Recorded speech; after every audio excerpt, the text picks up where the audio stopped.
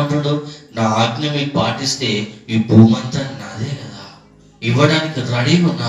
నీవు ఆజ్ఞ పాటించడానికి నువ్వు సిద్ధంగా ఉన్నావా అని అంటుండు దేవుడు. మేము సిద్ధంగా ఉన్నట్టు ఉంటాము కానీ ఉండం. ఏంది సిద్ధంగా ఉన్నట్టు ఉంటాము కానీ ఉండము. మళ్ళా చూస్తే ఉన్నట్టే ఉంటాం కానీ క్రియలు ఉండవు. క్రియలు లేని విశ్వాసము వృథా, చచ్చిపోయిన వారితో. దేవుడు చెప్తుండు ఆజ్ఞ అతిక్రమం పాపం. చదవండి మళ్ళీ ఒకసారి అవసరం. మీరు నా మాట శ్రద్ధగా, అసలు ఏం చేయాలయ్యా? శ్రద్ధగా ఏం చేయాలయ్యా? తండ్రి ఏం చేయాలయ్యా?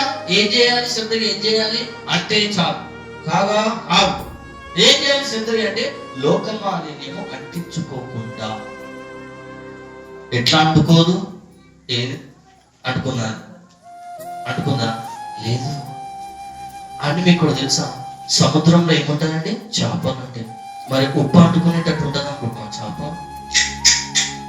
అంటించుకోకుండా కాపాడుకుంటుంది తనంతా. తెలుసా మీకు?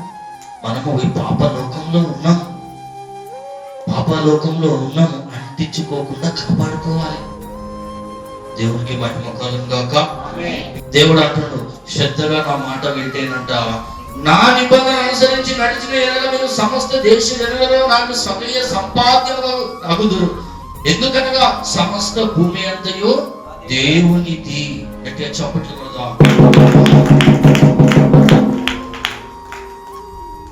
ఇంకో మాట, మీరు నాకు యాజక రూపమైన రాజ్యము గాను పరిశుద్ధమైన జనము గాను ఎందురని చెప్పాను. దేవునికి మహిమ కలుగును గాక. ఇంకో మాట, 1 సమూయేలు 15వ అధ్యాయము 22వ వచనం టకటక తీసుకుందాం. తాను సెలవిచ్చిన ఆజ్ఞను ఒకడు గైకొనుట వలన, దేవుడు చెప్పిన ఆజ్ఞలను ఒకడు గైకొనుట వలన యెహోవా సంతోషించెను. హల్లెలూయా, హల్లెలూయా. నీవు దేవుని మాట వింటే దేవుడు సంతోషిస్తాడంట.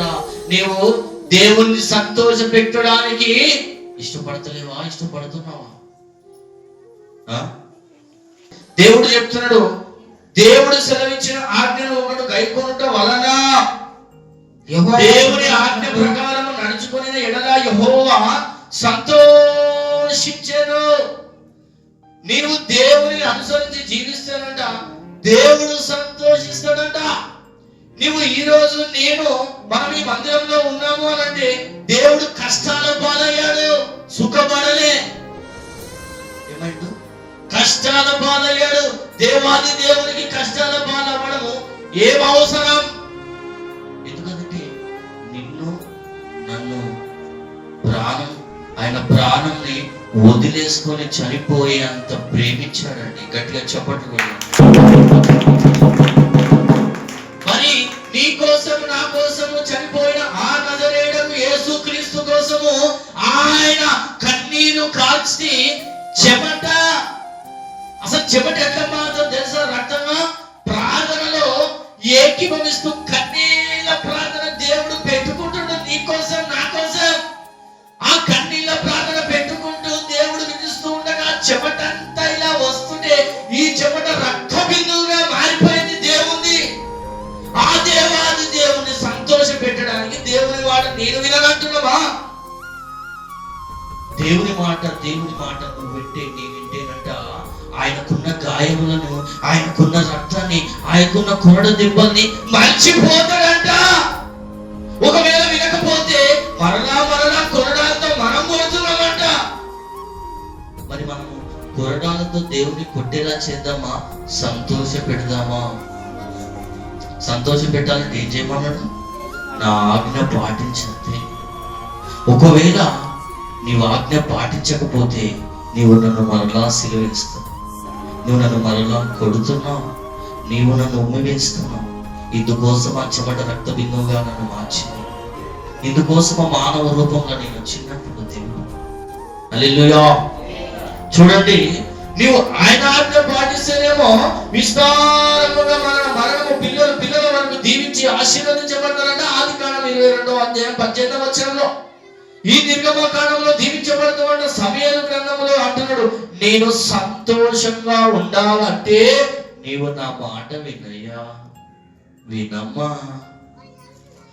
తన తల్లి తండ్రి పిల్లలు తల్లిదండ్రులకు నచ్చింది చేస్తేనే కదా తల్లిదండ్రులు మురిసిపోతారు. అవునా కదా? తల్లిదండ్రులకి వ్యతిరేకంగా ఎవరైనా చేస్తే తల్లిదండ్రులు మురిసిపోతారు. నా కడుపున పుట్టి నన్ను ఎందుకురా ఇంత బాధ పెడుతుంది, ఎందుకురా పుట్టినప్పటి నుంచి ఈ రోజు వరకు కన్నీళ్లు పెట్టిస్తూ ఏడిపిస్తూనే ఉన్నావు అని అనవా? అంటాం. అట్లాంటి కొడుకులు కూడా ఉన్నారు, ఇప్పుడు ఉన్నారండి. తల్లిదండ్రులని హింసలు పెట్టే కొడుకులు ఉన్నారు. అయితే తల్లి ధైర్యముతో ఇంకా నిలబడుతుంది అంటే దేవుని కృప. హల్లెలూయా. దేవుడు అంటున్నాడు, మనం ఎలాగైతే కొడుకుల ఏడల కూతుర్ల ఏడల మాట్లాడుతున్నామో ఇంకా మనం ఏం త్యాగం చేయలేము వీళ్ళ కోసం.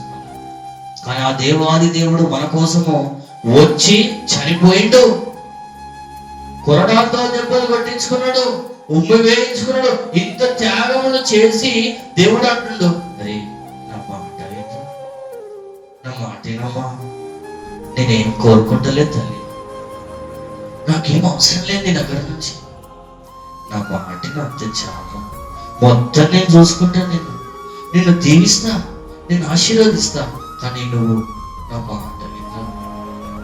ఏంది ప్రభు మాట?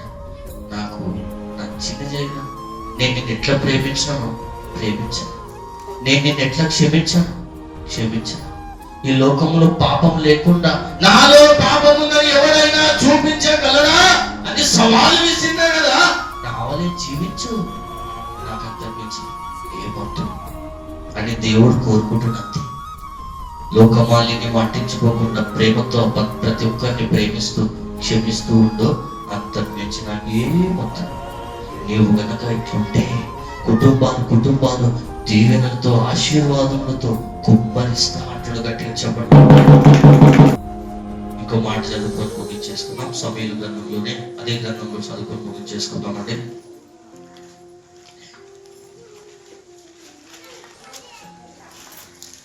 టకటక మర్చిపోయాము. 15వ అధ్యాయము 22 చదువు టకటక చదువు. అందుకు సమూయేలు తాను సెలవిచ్చిన ఆజ్ఞను, దేవుడు సెలవిచ్చిన ఆజ్ఞను ఒకడు గైకొనుట వలన యెహోవా సంతోషించినట్లు. దేవుని సంతోష పెడదామా చెప్పండి. నేను సంతోష పెట్టడానికి రెడీగా ఉన్నా, మీరు సంతోష పెట్టడానికి రెడీగా ఉన్నామన్నా హల్లెలూయా చెప్పండి. హల్లెలూయా హల్లెలూయా.